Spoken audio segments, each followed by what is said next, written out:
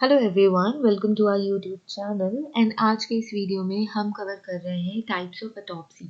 ठीक है, last video में हमने क्या पढ़ा था? हमने पढ़ा था autopsy, definition, origin and types of autopsy का इंट्रो। आज हम आगे कंटिन्यू करेंगे टाइप्स ऑफ ऑटोप्सी पढ़ के। ठीक है, सो मैंने ये बताया था कि 3 तरीके की ऑटोप्सी होती है। क्लिनिकल ऑटोप्सी जिसे हम कहते हैं पैथोलॉजिकल, एंड हॉस्पिटल ऑटोप्सी। दूसरा टाइप है मेडिको लीगल ऑटोप्सी जिसे हम फोरेंसिक ऑटोप्सी भी कहते हैं। थर्ड है एनाटॉमिकल ऑटोप्सी जिसे हम एकेडमिक ऑटोप्सी भी कहते हैं। तो ये 3 इंपॉर्टेंट ऑटोप्सीज थी जो हमने इंट्रो पढ़ा था लास्ट लेक्चर में। आज के लेक्चर में हम फर्दर कंटिन्यू करेंगे। ओके, तो आज का लेक्चर कंटिन्यू करने से पहले रिमाइंडर है अबाउट ऐप। ठीक है, ऐप का रिमाइंडर है कि हमारा ऑफिशियल ऐप है। ऐप की लिंक डिस्क्रिप्शन में है। टेलीग्राम चैनल, टेलीग्राम ग्रुप आप कह सकते हो। आप टेलीग्राम ग्रुप के मेंबर बन सकते हैं। सो जो भी हम यूट्यूब में पढ़ते हैं वो शेयर कर दिया जाता है टेलीग्राम में। सो ये इजी हो जाएगा आप लोगों को रिवाइज करने के लिए। इंस्टाग्राम में भी हम अवेलेबल हैं। व्हाट्सएप सपोर्ट पे भी हम अवेलेबल हैं। सो कोई भी क्वेश्चन हो, कोई भी क्वेरी हो तो आप हमें कॉन्टैक्ट कर सकते हैं व्हाट्सएप में। इंस्टाग्राम में हमें फॉलो कर सकते हैं। थोड़ा स्लो है Instagram, but we'll be regular there soon. Telegram पे आप हमें ज्वाइन कर सकते हैं। एप्लीकेशन आप डाउनलोड कर सकते हैं। तो वो सारे बच्चे जो कॉम्पिटिटिव एग्ज़ाम या किसी भी एंट्रेंस एग्ज़ाम की प्रिपरेशन कर रहे हैं, ये ऐप हेल्पफुल है। ओके, सो चलो आज का लेक्चर शुरू करते हैं। ओके, एक ये चीज़, अगर आपने हमारा यूट्यूब चैनल सब्सक्राइब नहीं किया है तो आप हमारा यूट्यूब चैनल सब्सक्राइब कर लीजिए। अपने फ्रेंड्स को शेयर कर दीजिए, सीनियर जूनियर सबको शेयर कर सकते हैं। अगर आपको ये वीडियो हेल्पफुल लगती है तो ये वीडियो आप लाइक कर सकते हैं, शेयर कर सकते हैं। ओके, सो कॉन्फिडेंस बूस्ट होता है, अच्छा लगता है। So please do it. या सो अब हम शुरू करते हैं हमारा लेक्चर टाइप्स ऑफ ऑटोप्सी। हमने बोला कि ये 3 तरीके की ऑटोप्सीज होती है, तो एक एक करके ये ऑटोप्सीज हम देखेंगे। जो भी इंपॉर्टेंट पॉइंट्स हैं इन ऑटोप्सीज में वो हम देखेंगे। तो हमने ये फ्लो चार्ट भी एक ओवरऑल डायग्राम बनाया था 2 ऑटोप्सीज पे। एक थी क्लिनिकल ऑटोप्सी, दूसरी थी फोरेंसिक ऑटोप्सी। तो क्लिनिकल ऑटोप्सी 2 तरीकों की भी हो सकती है, complete autopsy and partial autopsy.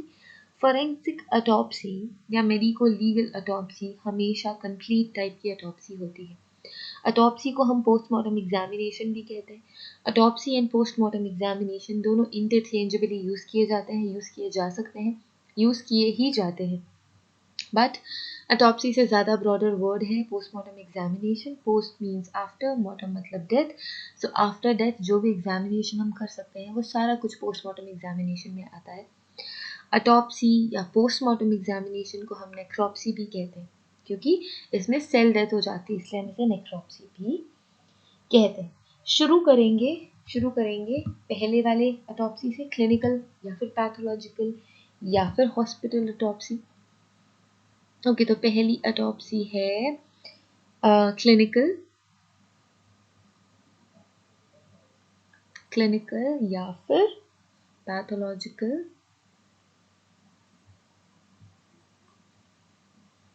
या फिर हॉस्पिटल।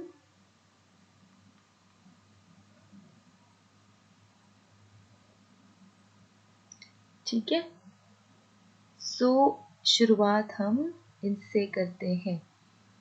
क्लिनिकल ऑटोप्सी या फिर पैथोलॉजिकल ऑटोप्सी जिसे हमने बोला। सो ये जो ऑटोप्सी है, it is performed with the consent of the next of kin of the deceased person. या फिर आप ये बोल सकते हो कोई भी क्लोज रिलेटिव। ठीक है, किन मतलब ये हो सकता है भाई बहन हो सकते हैं। ठीक है, हस्बैंड का वाइफ हो सकता है, वाइफ की husband, like of course wife का हस्बैंड या फिर हस्बैंड की वाइफ। जैसे क्लोजली रिलेटेड पर्सन। बच्चे अपने पेरेंट्स के लिए परमिशन दे सकते हैं, पेरेंट्स अपने बच्चों की ऑटोप्सी के लिए परमिशन दे सकते हैं। तो क्लोजली रिलेटेड किन मतलब आपके रिलेटिव जो बहुत ही क्लोज रिलेटिव्स हो, जो कि डायरेक्ट रिलेटिव्स हो, जैसे कि हस्बैंड वाइफ हो गया, चिल्ड्रंस हो गए या फिर पेरेंट्स हो गए, ग्रैंड पेरेंट्स हो गए, ब्रदर सिस्टर्स हो गए। ये सारे के सारे जो क्लोजली रिलेटेड पर्सन होते हैं उस डेड पर्सन के, ठीक है, जिस पे ऑटोप्सी परफॉर्म करनी है, उसका कंसेंट, उसकी परमिशन उनकी क्लोजली रिलेटेड रिलेटिव्स भी कहना सही नहीं होगा, सो किन ही कह सकते हैं। नेक्स्ट किन, जो भी नेक्स्ट किन होता है, जो भी नेक्स्ट पर्सन होता है उस पर्सन के साथ, वो ऑटोप्सी की परमिशन या कंसेंट दे सकते हैं। तो हम ये लिख सकते हैं कि it is given by, it is performed with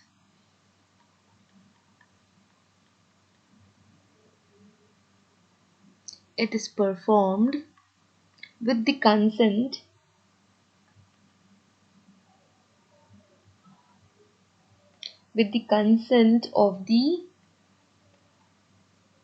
of the next of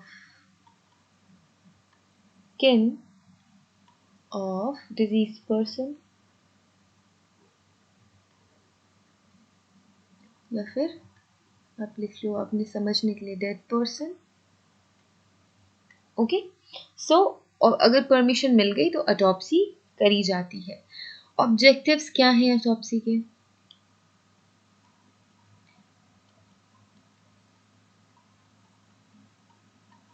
clinical autopsy के ऑब्जेक्टिव्स क्या हो सकते हैं? सो क्लिनिकल ऑटोप्सी के ऑब्जेक्टिव्स हो सकते हैं कि अगर डिजीज की वजह से डेथ हुआ है, to determine the disease causing death कौन सी है, to clarify and confirm the clinical diagnosis that reminded unknown or unclear prior to the patient's death. देखो, कई बार ऐसे होता है कोई पर्सन मल्टीपल डिजीज से सफ़र कर रहा होता है, तो जब डेथ होती है उस पर्सन की, तो ये क्लियर नहीं होता कि किस रीज़न से उस पर्सन की डेथ हुई है। ठीक है, अगर कोई मल्टीपल बीमारियां हैं या फिर मल्टीपल डिजीज़ है, या फिर 2 या 3 बीमारियों से वो पर्सन जूझ रहा है, या कोई हिस्ट्री रही है किसी दूसरी बीमारी की, एंड देन बाद में वो टर्न आउट हो जाती है कुछ और। सो रियल कॉज पता करने के लिए हम क्लिनिकल ऑटोप्सी की तरफ जाते हैं, या जो डॉक्टर्स हैं वो क्लिनिकल ऑटोप्सी प्रेफर करते हैं। सो बेसिकली डिजीज जिसने डेथ कॉज किया है, टू डिटरमिन, हम ये लिख सकते हैं to determine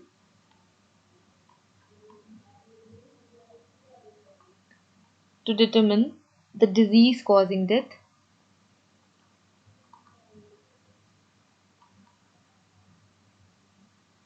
disease causing death, कि वो डेथ कौन सी थी जिसने डिजीज कॉज किया, या फिर to clarify and confirm clinical diagnosis, to clarify to clarify or confirm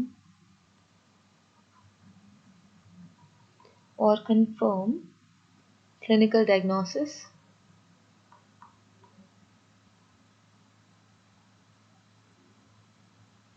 ठीक है, to clarify and confirm the clinical diagnosis, जो कि अननोन रहता है। अगर अननोन है या फिर अनक्लियर डिजीज का हिस्ट्री रहा है उस पर्सन पे, तब हम क्लिनिकल ऑटोप्सी की तरफ जाते हैं, या फिर कोशिश करते हैं कि क्लिनिकल ऑटोप्सी परफॉर्म करी जाए with the consent of that like with the consent of those people who are closely related to that person.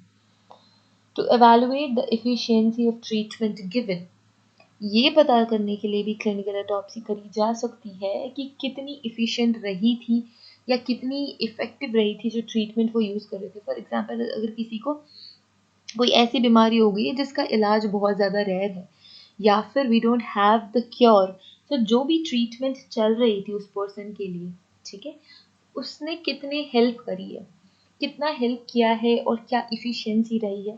तो to evaluate the efficiency, to evaluate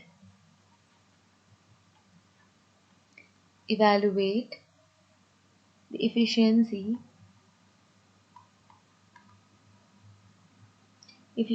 of treatment given, ठीक है, तो ये reason भी हो सकता है। इसके अलावा और क्या हो सकता है? To educate the medical student and doctors and for medical research purposes, तो एजुकेशन पर्पस से भी द स्टूडेंट्स, ठीक है, स्टूडेंट्स को एडुकेट करने के लिए, एंड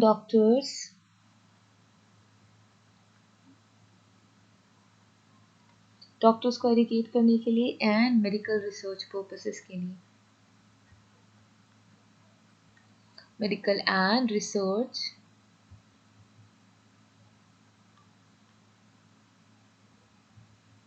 पर्पसेस। ठीक है, नेक्स्ट क्या हो सकता है, to allow removal of certain organs and tissues for transplantation purpose. अगर ट्रांसप्लांटेशन करनी है तो उसके लिए भी आपको ऑटोप्सी करनी पड़ेगी, तो इसलिए भी कर सकते हैं, to allow removal of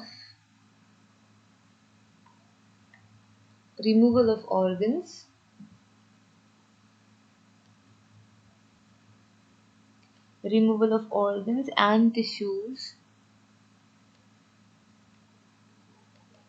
tissues for transplantation।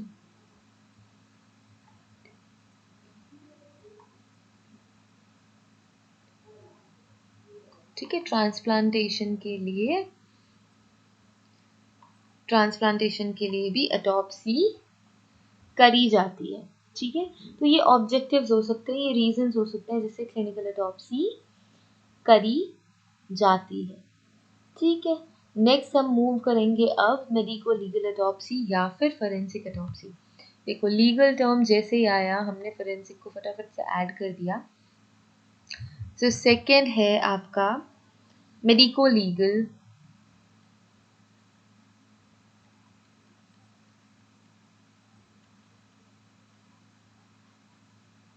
Autopsy और फोरेंसिक ऑटोप्सी भी कह सकते हैं। ठीक है,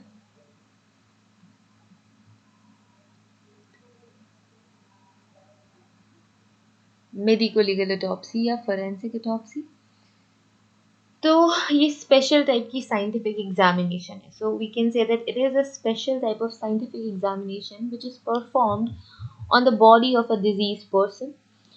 It is carried out under the law of state only on the requisition of a legal authority responsible for the investigation of sudden, suspicious, violent and unnatural death. देखो, अभी हमने क्या देखा कि क्लिनिकल डेथ्स में ये रीजन की वजह से हम कर सकते हैं, एंड उसका कंसेंट कौन दे रहे थे, क्लोजली रिलेटेड किन या फिर closely related relatives and related person, closely related person. यहाँ पे अथॉरिटी कौन दे रहा है ऑटोप्सी की, हमारा स्टेट गवर्नमेंट या फिर सेंट्रल गवर्नमेंट। ठीक है, गवर्नमेंट, अगर हम स्टेट की बात करें तो most of the time it is a state government का मैटर, पर सेंट्रल गवर्नमेंट का भी हो सकता है अगर कोई केस बहुत ज़्यादा बड़ा है या फिर सेकेंड ऑटोप्सी की जा रही है तो। बट कंसेंट कौन दे रहा है, लॉ के अंदर ये हो रही है ऑटोप्सी, लॉ की वजह से हो रही है। और कब होती है, किसी भी जो भी पर्सन लीगल अथॉरिटी है जो उस investigation, let's say criminal investigation की अथॉरिटी है, उसके कंसेंट से होती है ये। और किसी भी सिचुएशन में, जैसे कि सडन डेथ की सिचुएशन है, सस्पिशियस डेथ की सिचुएशन है, वायलेंट डेथ या फिर अननेचुरल डेथ, अगर देख के लग रहा है कि अननेचुरल है डेथ, तो भी ऑटोप्सी की जाती है to get to know that the real cause of death और टाइम सिंस डेथ। ये सारी चीज़ें जानने के लिए ऑटोप्सी की जाती है। अभी रिसेंटली मैंने कल के ही न्यूज़पेपर में देखा, सो इन माय एरिया ट्रेन में एक डेड बॉडी पड़ी हुई थी एंड गले में गमछा लगा हुआ था। So normally we call it gamcha, a scarf kind of thing was there. So जब डेड बॉडी ट्रेन के डिब्बे में, आई थिंक जहाँ पे लगेज होता है उस वाली बॉक्स में थी। सो तो ये सस्पेक्ट किया गया कि हो सकता है इस पर्सन ने सुसाइड किया है, बिकॉज नेक के पास स्कार्फ है, स्कार्फ की वजह से स्ट्रैंगुलेशन से डेथ थी, वो सस्पेक्ट किया गया। तो ये कंफर्म करने के लिए जैसे सिचुएशन लग रही है, क्या सच में वही कॉज ऑफ डेथ है, क्योंकि सडन हो सकता है ये डेथ, यहाँ पे सस्पिशियस डेथ थी, अननेचुरल डेथ थी, इस वजह से उस अनआइडेंटिफाइड डेड बॉडी की ऑटोप्सी की गई।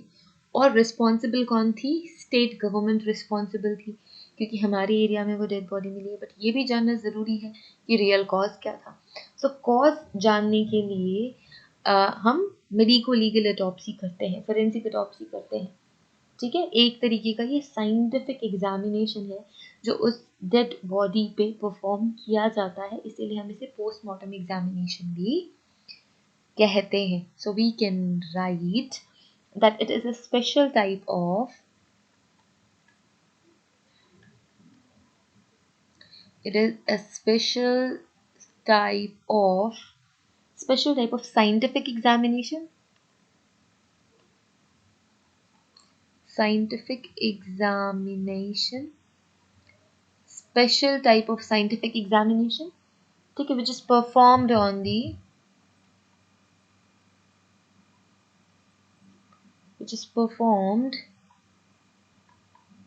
the diseased person.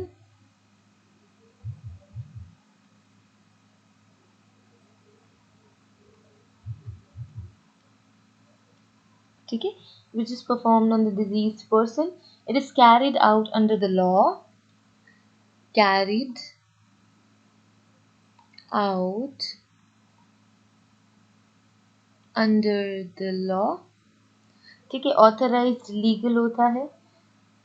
Okay, in the presence of legal authority. ठीक है, लीगल अथॉरिटी होनी चाहिए, लीगल अथॉरिटी होती है. ठीक है, in case of legal authority which is responsible, legal authority which is responsible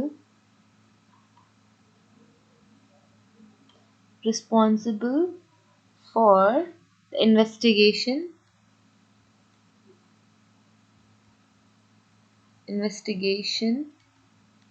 of sudden deaths, suspicious deaths,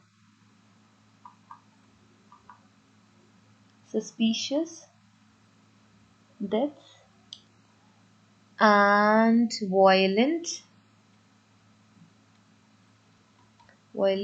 or unnatural deaths.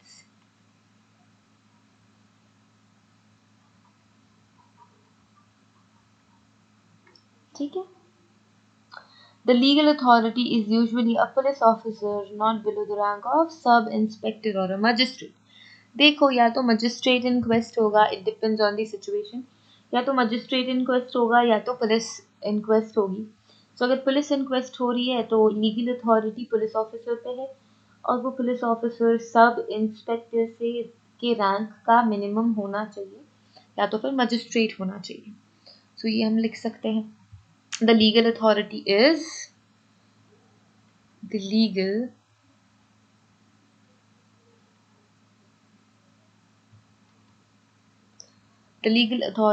usually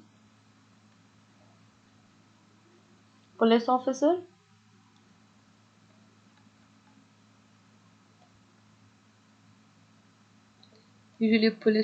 or magistrate. ठीक है, या तो लीगल, वो जो पर्सन है लीगल अथॉरिटी है, या तो वो पुलिस ऑफिसर है या मजिस्ट्रेट है. पुलिस ऑफिसर अगर पुलिस ऑफिसर है तो सब इंस्पेक्टर की पोस्ट में होना चाहिए.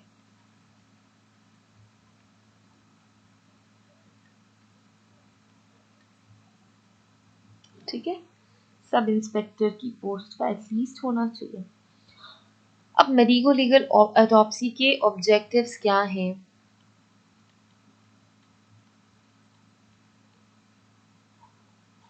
ऑब्जेक्टिव्स तो बहुत इंटरेस्टिंग ऑब्जेक्टिव्स हैं मेडिको लीगल ऑटोप्सी के.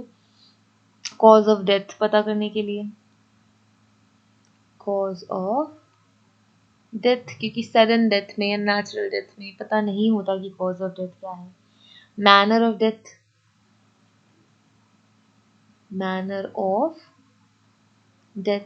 सो मैनर ऑफ डेथ भी पता करना है.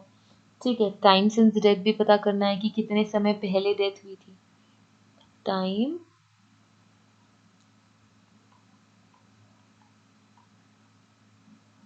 ठीक है, टाइम सिंस डेथ भी पता करना है.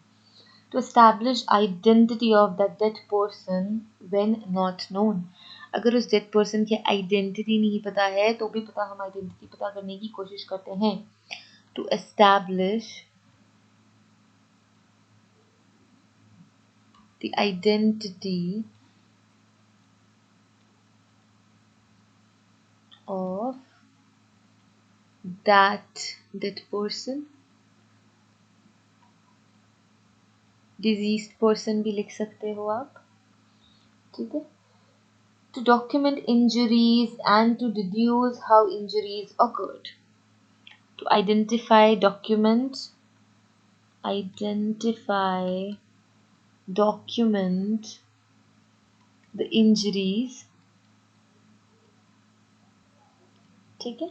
इंजरीज को डॉक्यूमेंट करने के लिए, आइडेंटिफाई करने के लिए, and how the injuries awkward.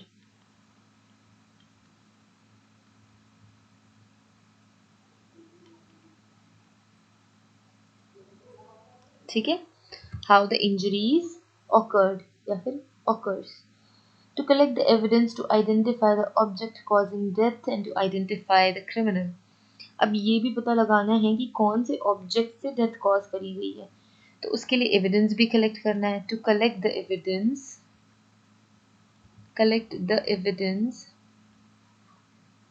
सो ये एविडेंसेस फिर हमें कोर्ट में भी प्रेजेंट करने होते हैं ना, कि क्यों डेथ हुई, कौन से इंजरी की वजह से डेथ हुई, कितनी सीवियर थी इंजरी, फेटल थी या नहीं थी, फेटल नहीं थी तो डेथ क्यों हो गई. सो ये सारे एविडेंसेस. सो ये सारे एविडेंसेस हेल्प भी कर सकते हैं क्रिमिनल आइडेंटिफाई करने के लिए, है ना. To collect the evidence to identify the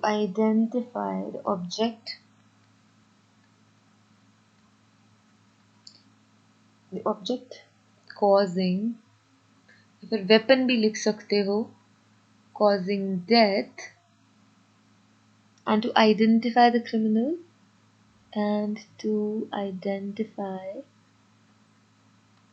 criminal, ठीक है. सो ये रीजंस हो सकते हैं. टू रिटेन रिलेवेंट ऑर्गन्स और विसरा एज अ एविडेंस या फर्दर केमिकल एग्जामिनेशन के लिए. टू रिटेन relevant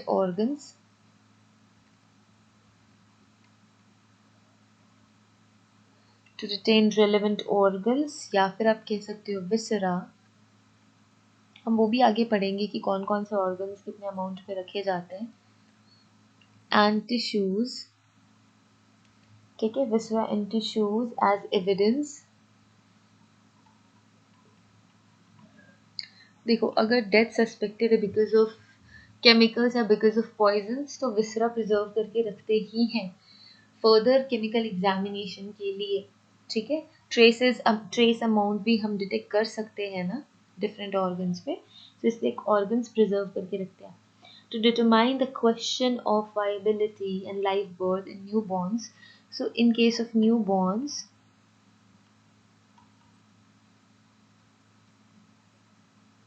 ठीक है, डिटरमाइन दी वायबिलिटी. हम आगे किसी एक लेक्चर में वायबिलिटी भी पढ़ लेंगे, viability of fetus. To determine the viability and live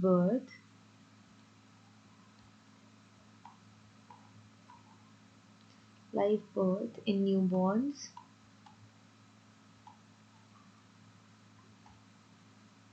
ठीक है. ये ऑब्जेक्टिव्स होते हैं मेडिको लीगल ऑटोप्सी परफॉर्म करने के, ठीक है. नेक्स्ट है एनाटॉमिकल और academic autopsy, the simplest one, ठीक है. एनाटॉमी के प्रैक्टिकल्स के लिए या फिर एनाटॉमी एग्जामिनेशन या एनाटॉमिकल स्टडीज के लिए जब ऑटोप्सी करी जाए, anatomical autopsy,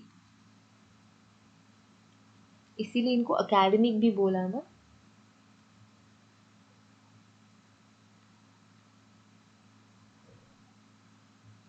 academic autopsy, anatomical और एकेडमिक ऑटोप्सी, ठीक है भाई. सो क्या होता है, this is performed by the students of anatomy under the supervision of anatomist for study purpose. Performed by the students students ही करते हैं ये autopsy under the supervision of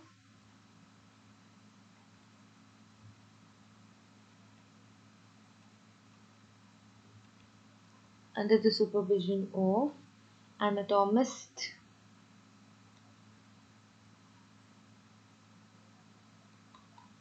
under the supervision of anatomist or for the study for study नाम से ही obvious है study purpose ठीक है for study purpose to learn the normal structure of the human body by medical students to learn the normal structure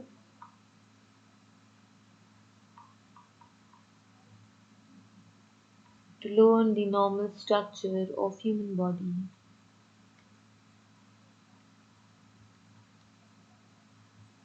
ठीक है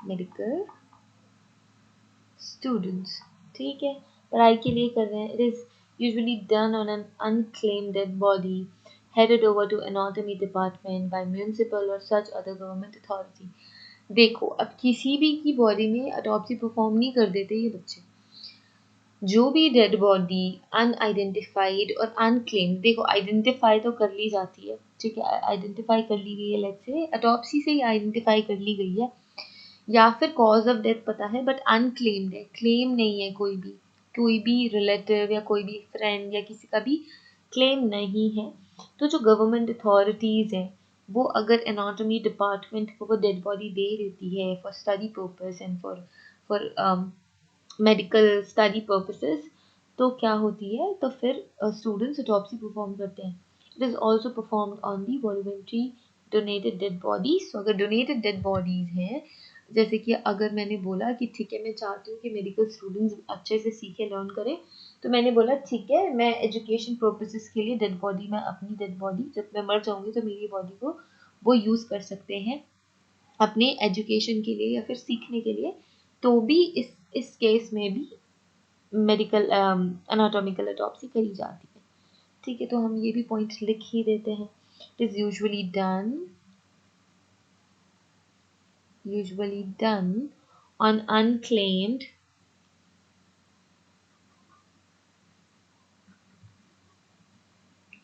on an unclaimed dead body कोई claim नहीं है उस डेड बॉडी में headed over to anatomy department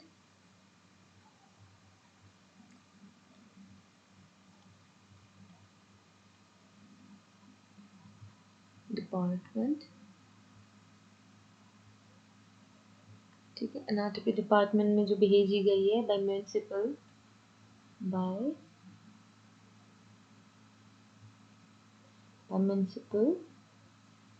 और other government authority देखो government authority होगी ठीक है अदर गवर्नमेंट अथॉरिटी इसके अलावा also performed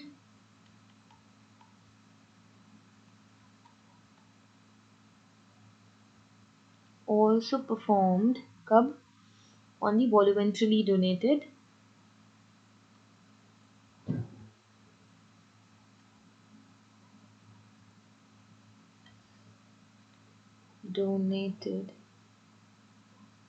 dead bodies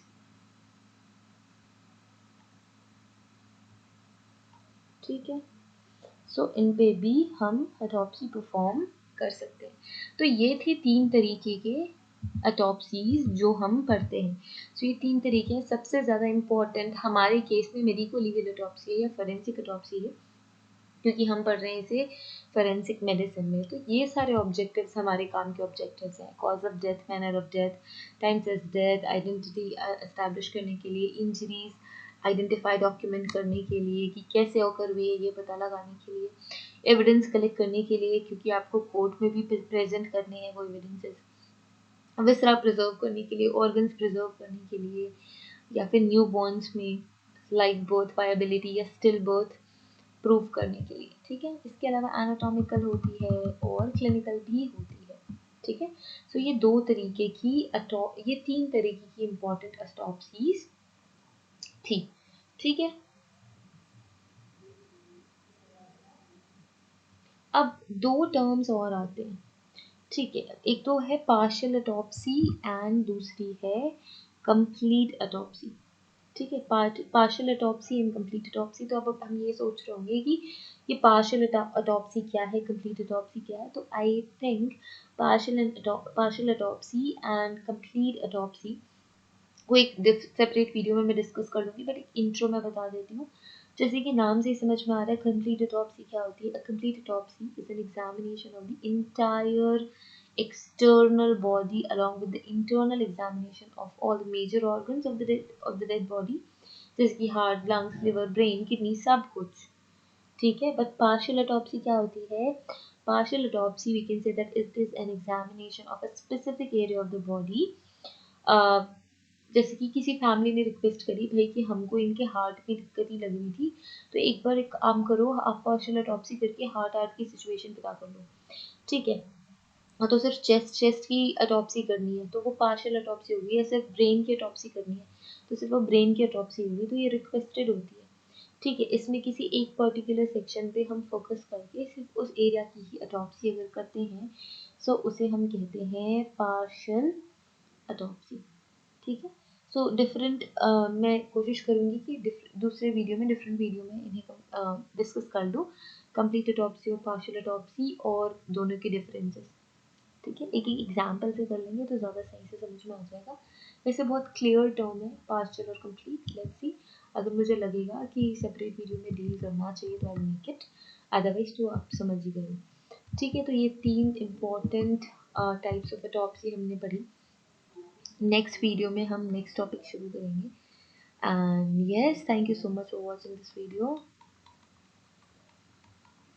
Thank you so much for watching our video. Don't forget us to subscribe, share, like, ठीक है। ये तीनों तो करने ही है। इसके अलावा क्या करना है? ऐप डाउनलोड कर लेना है, टेलीग्राम पे ऐड कर लेना है, इंस्टाग्राम पे फॉलो कर लेना है। कोई क्वेश्चन क्वेरी है तो व्हाट्सएप पे मैसेज कर सकते हो, ठीक है। Okay, so see you in the next lecture. Have a great day ahead. Bye.